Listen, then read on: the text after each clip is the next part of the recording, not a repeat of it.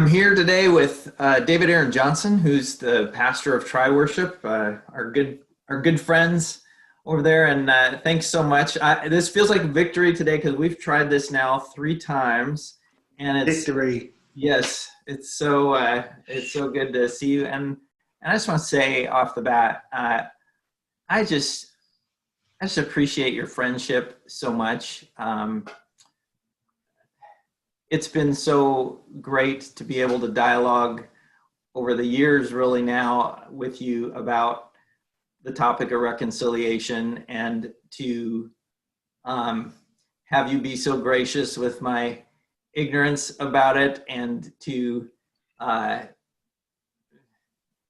just hold the stupid things I say sometimes, and be my friend through it. And so I'm super thankful for you, and it was great to be able to spend some actual time next to you this weekend, and just Yeah. stand with you, and be in that. So thank you. Well, you're so welcome, and I so appreciate your friendship and your relationship, even on the recent journeys that I've been on in terms of the church planting and the reconciling journey. You have been really a wonderful dialogue partner, so I really appreciate you. And it also was wonderful standing with you for a moment yesterday. Yes, That was a good feeling just for that. it was a good moment, and really Yeah. felt like there was a lot of support that was shown yesterday by both the people that turned out and the people going by. I thought, It really speaks to the imago Dei of what we were created to be. People want the right thing. It was a representation of people want to see. There's a lot of people who are drawn to the ideal of love, peace, justice, and that type of harmony. And that was very evident yesterday. It was just a beautiful thing. I'm excited to have heard that the prayers that you guys are doing in your church, and the opportunities there is to share confessions and feelings and emotions around the ideal of racial righteousness, and being able to do that, the CPE ourselves, looking at our internal self, yes, clinical pastoral education, which I'm going through a 4-unit process to become a chaplain. So we call it CPE when we start looking at our internal selves and yeah. stuff. Well, I feel like you have such a good demeanor for being just a, a good presence with people in pain. Yeah. Which that's a reconciling skill. Yep. Even as we look at the protests this weekend, and the pieces and the protests in Seattle, I'm actually going to do a spiritual assessment of the protests in Seattle, Mm. and it was absolutely a being with people in pain, and Mm. being empathetic with people in pain, and being able to hear that pain, Yep. and then the next piece will be kind of see how people are reacting to the pain, adapting to the pain. And this is what chaplaincy does, Yeah. Chaplaincy is hearing people's hearts around their pain. Yes. What do you feel like you would like to see from the white church at this moment in time, and the story of all that's happening? Man, do we still say the white church now? I don't know. I mean, it just, For the lack of a better way of saying it, the white yeah. church. For the lack of a better term, we're talking about the dominant culture white. Yes. Thank you. Yeah, I think. Do we have an example of, again, my stumbling with how Well, to? no, I mean, this is some of this stuff I'm working out. I'm looking forward to developing, some responses and some support to this conversation. Because what I do, I believe the white church should be asking the questions. They should be continue to educate themselves, coming aware, dealing with the ideal of white frigidity, white supremacy, white privilege, and all that kind of stuff. Kind of exploring these pieces as well, and being willing to come into the uncomfortable, conversations. This is the new place for me with white people. Right. Is because I think for me, I think I've been one who may have, leaned to comfort too much. When I have these conversations, and I'm the peace bearer, Sure. And sometimes I made things too comfortable.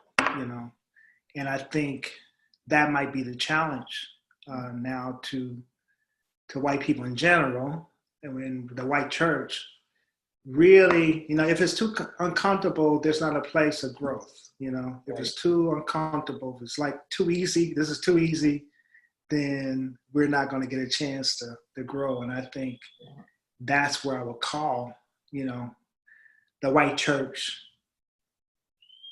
to be, or, if you're not ready for that place, to get yourself to that place.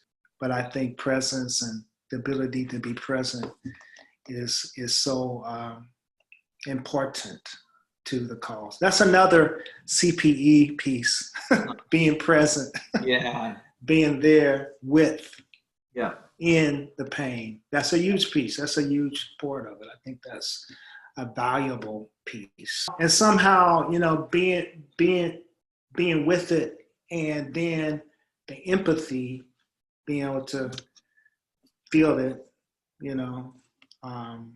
and connect to the pain, doing that work. Yeah. Is so needed and so critical. Yeah. And the burden of that, the burden. Mm-hmm. I preached from the Numbers text. I was so tired. I really didn't start on my sermon till Sunday morning. Don't tell nobody that. But since everybody's gonna hear this, but Numbers, Moses and the children of Israel about to go into the promised land. The people are groaning. It's from the lectionary. And then Moses started complaining, and a lot of people complaining, even in our culture now, about what's happening, this cycle of racism and all this kind of stuff. So God imported the spirit on 70 elders, 70 men. And it was like when they received the spirit of God upon them, they received the burden. So Moses didn't have to carry the burden by himself, and I see reconciliation. It was a reconciliation. I think Pentecost is a reconciliation thing, period. Yeah. But the piece that I pulled out of that was the burden, carrying the burden, feeling the burden, empathizing with the burden. I mentioned to you that we're going through the book of Nehemiah right now.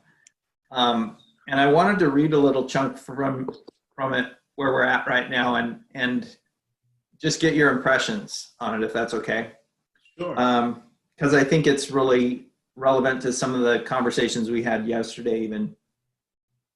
So, the people of Israel have all been rebuilding this wall in Jerusalem. And Nehemiah says this, he says, sorry, I got to get my glasses here because this is too hard for me to read here. So we'll try this again. I understand. All right. So I'm just going to read you this. Those look good on you, man. Oh, thanks. Those look good. I feel like Mr. Peabody the dog. They look good. But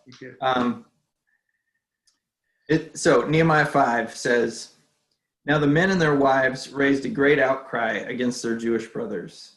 Some were saying, 'We and our sons and daughters are numerous. In order for us to eat and stay alive, we must get grain.'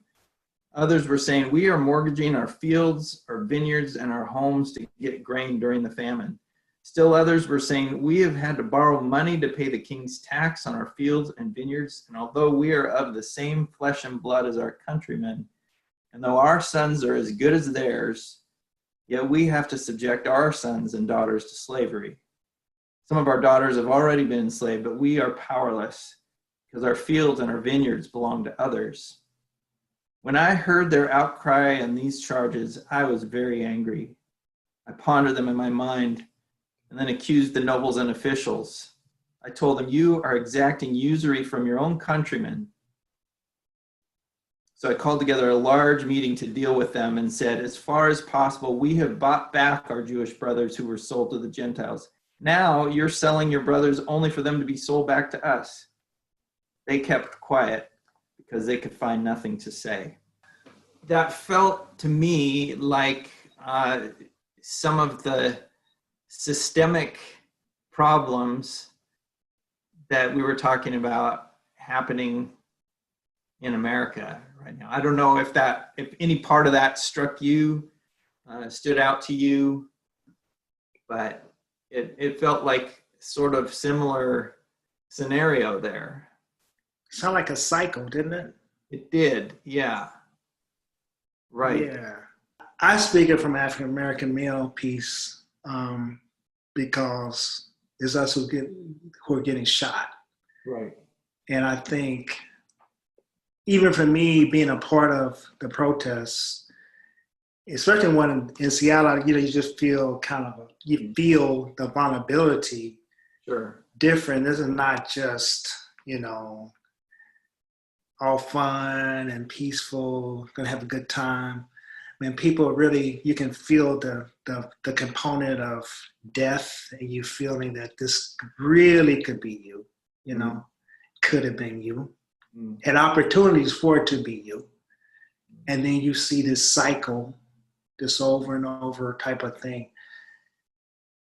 And what has some of these pieces done besides kind of help our emotional stuff get better with it, but systemically you got to go deeper.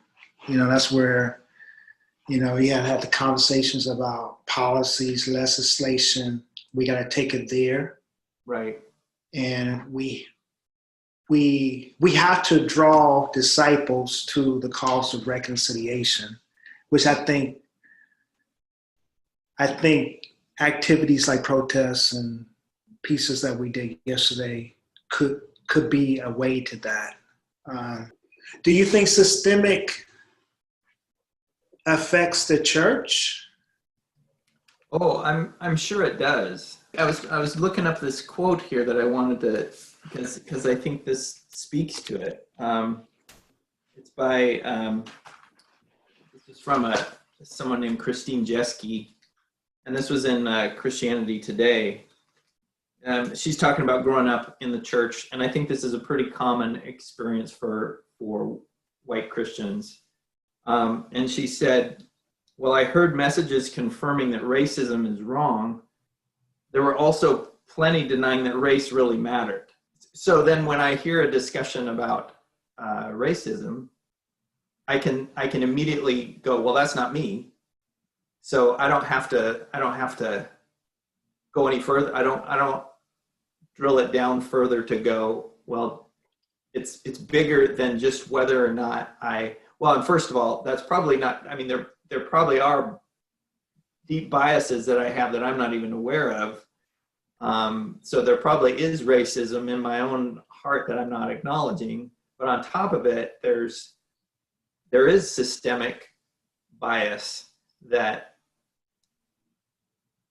if I'm already checking out saying, no, I can't be racist, then I can't look at the stuff that's really not so much personal as what I benefited from is. I think that's awareness of white people who are at the level to go deeper.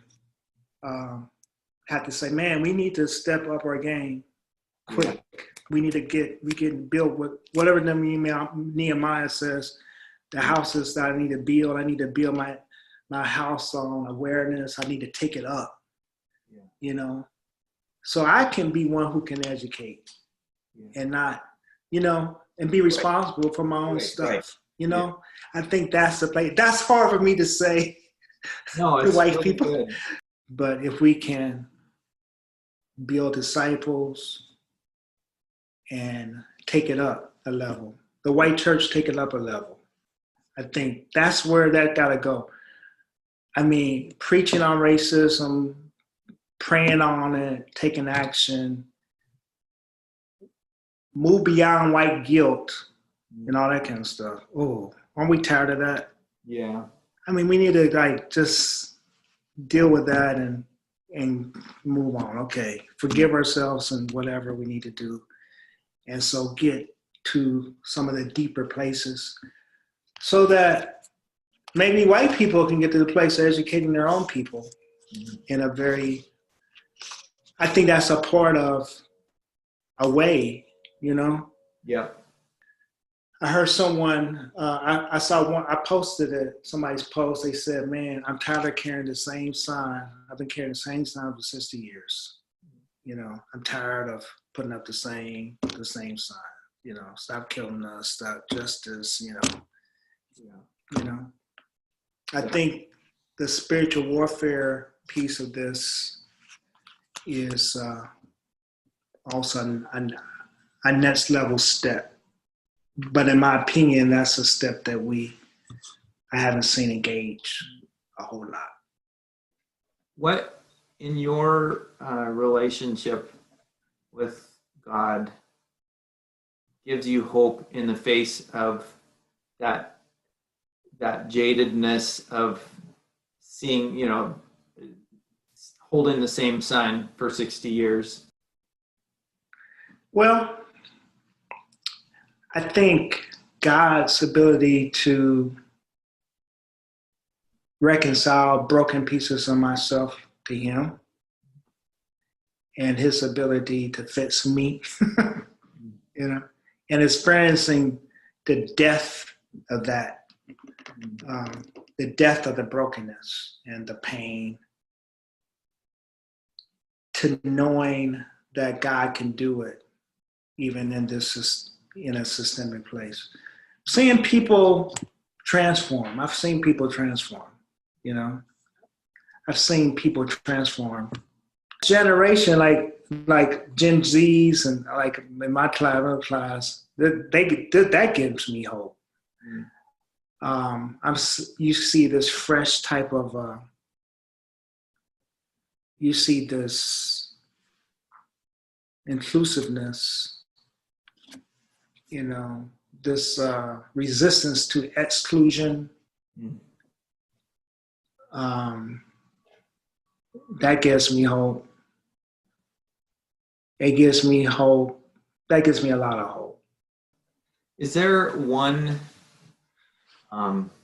message either for New Day or in general, like thinking about your talk that you're going to give to the other chaplains? Is there,